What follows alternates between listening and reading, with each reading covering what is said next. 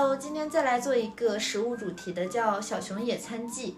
它呢是一个木工质地的，因为感觉好久都没有做了。给你们看看贴纸和它的小配件，是一个这样的小热狗啊，真的好可爱它。这个是大乐的木工 S， 然后是这个茂记木工，它俩瓶子真的一个比一个硬。3W 木工。还有一些亚马逊，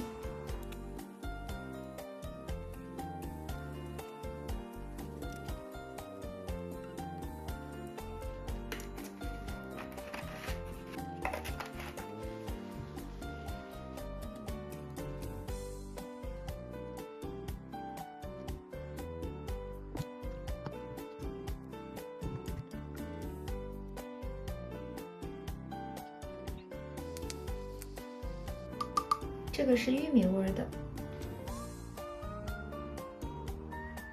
哇，这个玉米味真的好像那种咸玉米，就是奶油玉米浓汤的味道。